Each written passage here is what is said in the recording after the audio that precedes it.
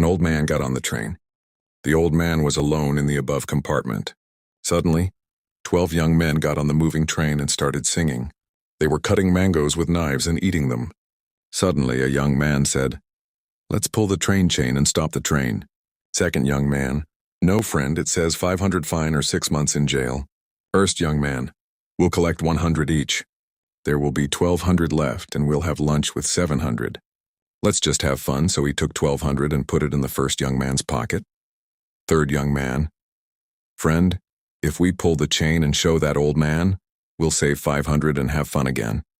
If we give 12 witnesses, TT will accept it." The old man cried and folded his hands and said, "You are my son's age. Why are you putting me in danger?" The young men ignored the old man's request and pulled the chain. TT came and asked, "Who pulled the chain?" The young men pointed at the old man and said, "That uncle pulled it." TT told the old man, "If you pull the chain for no reason, you will be fined 500 or 6 months in jail." The young men shouted and said, "Sir, the old man pulled for no reason." The young men started laughing, "Ho ho ho ho ha ha." The old man stood up for a while and said, "TT, I pulled the chain in danger." TT said, "What danger?" The old man said, "Those young men held a knife to my throat and robbed me of 1,200. TT said, "What disaster?" The old man said, "He showed the first young man and said, 'Look at the money in that young man's pocket and the knife in that bag.'" TT called the police and was taking 12 young men away.